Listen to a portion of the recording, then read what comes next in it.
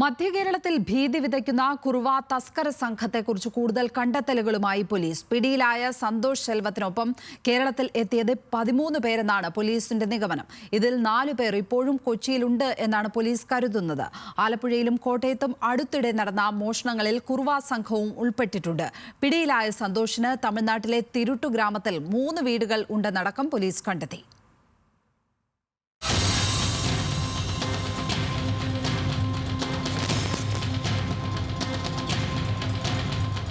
കഴിഞ്ഞ ഒരു മാസമായി മധ്യകേരളത്തിൽ എവിടെ മോഷണം നടന്നാലും ഉടൻ വാർത്തയിൽ ഒരു പേര് നിറയും: കുറുവ സംഘം. CCTVയിൽ പതിയുന്ന മുഖം മറച്ച കള്ളന്മാരുടെ ദൃശ്യങ്ങൾ കാട്ടുതീ പോലെ പ്രചരിക്കും. കുറുവ സംഘം പറവൂരിൽ, കുറുവ സംഘം കായംകുളത്ത്, കുറുവ സംഘം ഏറ്റുമാനൂരിൽ, അതിരമ്പുഴയിൽ, പുന്നപ്രയിൽ, മുട്ടുചിറയിൽ, മണ്ണഞ്ചേരിയിൽ, കരിയിലക്കുളങ്ങരയിൽ. എന്തും ചെയ്യാൻ മടിക്കാത്ത അക്രമികളായ തസ്കര സംഘം അടിവസ്ത്രവും മുഖംമൂടിയും ധരിച്ച് ശരീരം മുഴുവൻ എണ്ണയും കരിയും പുരട്ടി കയ്യിൽ വടിയും കൊടുവാളും പിടിച്ച് ഇരുട്ടിനൊപ്പം സഞ്ചരിക്കും. രാത്രി വീടുകളുടെ പിൻവാതിക്കൽ പതിയിരിക്കും. സ്ത്രീകളെ അടുത്തു കിട്ടിയാൽ മാല പറിച്ചോടും. തക്കം കിട്ടിയാൽ വാതിൽ തകർത്ത് വീടിനകത്തു കയറും. തടയാൻ ശ്രമിച്ചാൽ ആക്രമിക്കും. രക്ഷപ്പെടാനായി കൊല്ലാനും മടിക്കില്ല. കുപ്രസിദ്ധ കുറുവ സംഘത്തിന്റെ രീതി ഇതത്രേ.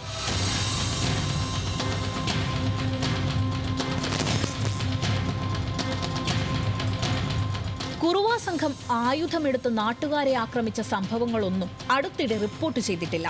പക്ഷേ CCTV ദൃശ്യങ്ങളിൽ കുറുവ സംഘമെന്ന് സംശയിക്കുന്നവർ നിരന്തരം പതിയുന്നു. മോഷണ ശ്രമങ്ങൾ നടക്കുന്നു. നാടാകെ ഭീതിയിലാണ്. കുറുവ സംഘം മിത്തും കെട്ടുകഥയുമല്ല. മോഷണം കുലത്തൊഴിലായ കള്ളന്മാരുടെ വലിയൊരു സംഘം. തമിഴ്നാട് തിരുച്ചിറപ്പള്ളിക്കടുത്ത് രാംജി നഗർ തിരുട്ട് ഗ്രാമത്തിൽ നിന്നാണ് ഇവരുടെ തുടക്കം. ഇപ്പോഴിത് ഒരു സംഘമല്ല, ഒരുപാടായി പിരിഞ്ഞു. എല്ലാവരും ഒരേ ഗ്രാമക്കാരുമല്ല. തമിഴ്നാട് പോലീസാണ് കുറുവ സംഘം എന്ന പേരിട്ടത്.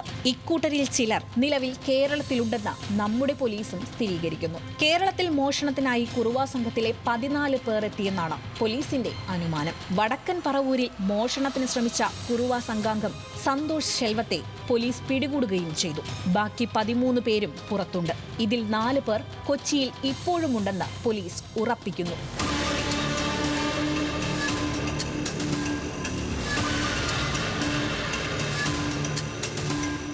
പക്ഷേ സന്തോഷിൽ നിന്നും പോലീസിന് തൊണ്ടി മുതലായി ആകെ കിട്ടിയത് എണ്ണ പുരണ്ട തോർത്തും അടിവസ്ത്രവും കുറച്ച് മുക്കുപണ്ടങ്ങളും മാത്രം. 30-ലേറെ കേസിലെ പ്രതിയാണിയാൾ. വേലനെന്നും പശുപതിയെന്നും പേരായ മറ്റു കുപ്രസിദ്ധ മോഷ്ടാക്കളും ഇയാളോടൊപ്പം എത്തിയിട്ടുണ്ടെന്നാണ് പോലീസ് കരുതുന്നത്. പക്ഷേ പോലീസിനെ കുഴയ്ക്കുന്നത് സന്തോഷ് സെൽവത്തിന്റെ ശബദമാണ്. തിരുട്ട് ഗ്രാമത്തിന്റെ കുലദേവതയായ കാമാക്ഷിയമ്മയോട് മാത്രമേ സത്യം പറയൂ. ഒപ്പമുള്ളവരെ കുറിച്ച് ഒരു വിവരവും തരില്ല. ചോദ്യം ചെയ്യൽ ഏതളവിലായാലും കാമാക്ഷിയമ്മയോട് പറഞ്ഞോളാം എന്നാണ് മറുപടി. കസ്റ്റഡിയിൽ വാങ്ങി ചോദ്യം ചെയ്യലിൽ കാര്യമായ പുരോഗതിയില്ലാതെ ഇയാളെ തിരികെ ജയിലിലാക്കുകയും ചെയ്തു.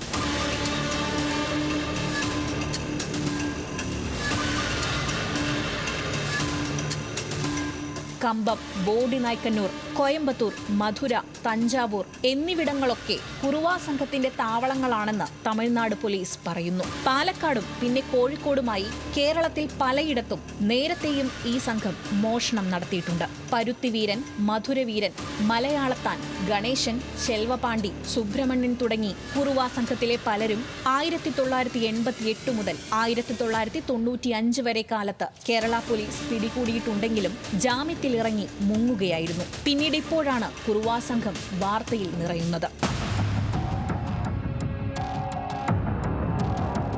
ഈ മാസം 13-ന് രാത്രിയിലും 14-ന് പുലർച്ചെയും എറണാകുളം വടക്കൻ പറവൂരിൽ കുറുവ മോഷണ സംഘത്തിലെ 2 പേർ എത്തിയിരുന്നു. ചില വീടുകളുടെ വാതിലുകൾ തകർക്കാൻ നോക്കി. ജനം കൂടിയതോടെ 2 പേരും ഓടി രക്ഷപ്പെട്ടു. ആദ്യം പോലീസ് കരുതിയത് നാടൻ മോഷ്ടാക്കളാണെന്നാണ്.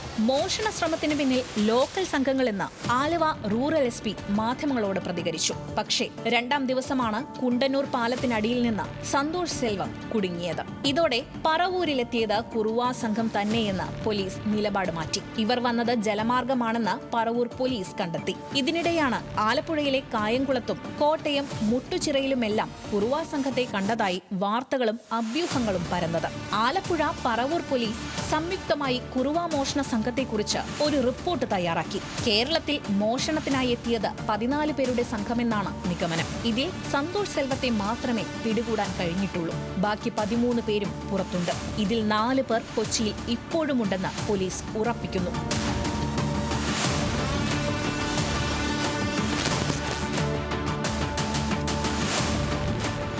പിടിയിലായ സന്തോഷ് സെൽവമാകട്ടെ തിരുട്ട് ഗ്രാമത്തിൽ 3 വീടുകളാണ് മോഷണത്തിലൂടെ ലഭിച്ച പണം കൊണ്ട് വാങ്ങിയത്.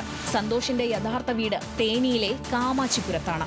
ഓരോ മോഷണം കഴിയുമ്പോഴും സന്തോഷ് തിരികെ സ്വന്തം ഗ്രാമത്തിലേക്കെത്തും. കാമാച്ചി അമ്മന് പൂജാ കർമ്മങ്ങൾ ചെയ്യും. സന്തോഷിന്റെ ഭാര്യയും മോഷണ സംഘത്തിലെ അംഗമാണെന്നും പോലീസ് കരുതുന്നു. ശേഷിക്കുന്ന 13 പേരെയും ഉടൻ പിടികൂടാൻ കഴിഞ്ഞില്ലെങ്കിൽ പോലീസിന് കുറുവാ സംഘം വലിയ തലവേദനയുണ്ടാക്കും, നാട്ടുകാർക്കും. ഇതിനിടെ കുറുവാ സംഘത്തെ അനുകരിച്ച നാടൻ മോഷ്ടാക്കളും സാമൂഹിക വിരുദ്ധരും ഇറങ്ങിയതും പോലീസിന് തലവേദനയായി. മുഖം മൂടി ധരിച്ച് കയ്യിൽ വടിയുമായി CCTVകൾക്ക് മുന്നിലൂടെ സഞ്ചരിച്ച് ഭീതി പരത്തുകയാണ് ചില സാമൂഹിക വിരുദ്ധർ. ആലപ്പുഴയിലും കോട്ടയത്തും നിന്ന് ഇത്തരം ആളുകളുടെ CCTV ദൃശ്യങ്ങൾ പോലീസിന് ലഭിച്ചു. കേരളത്തിൽ സാമ്പത്തിക വ്യത്യാസമില്ലാതെ സ്വർണ്ണാഭരണങ്ങൾ ധരിക്കുന്നതുകൊണ്ടാണ് കേരളം ഇവർ തിരഞ്ഞെടുക്കുന്നതെന്നാണ് പോലീസ് പറയുന്നത്. രാത്രിയിൽ അടുക്കളവാതിൽ അടച്ചെന്ന് ഉറപ്പാക്കണം. അസമയത്ത് എന്തെങ്കിലും തരത്തിലുള്ള ശബ്ദം കേട്ടാൽ തനിച്ച് വാതിൽ തുറന്ന് പുറത്തിറങ്ങരുത്. വിവരം പോലീസിനെ അറിയിക്കണം. അയൽവാസികളുമായി കൂട്ടായ്മ വേണം. കേടായ തെരുവ് വിളക്കുകൾ മാറ്റണം. വീടിന്റെ പരിസരങ്ങളിൽ വേണ്ടത്ര വെളിച്ചമുണ്ടെന്നും ഉറപ്പാക്കണം. രാഷ്ട്രീയ പാർട്ടി പ്രതിനിധികൾ, പോലീസ്, എക്സൈസ്, റെസിഡൻസ് അസോസിയേഷൻ തുടങ്ങിയവരെ ഉൾപ്പെടുത്തി ജാഗ്രതാ സമിതികൾ രൂപീകരിക്കുക എന്നിവയാണ് പോലീസ് നൽകുന്ന മുന്നറിയിപ്പ്. ന്യൂസ് മലയാളം, കൊച്ചി, ആലപ്പുഴ.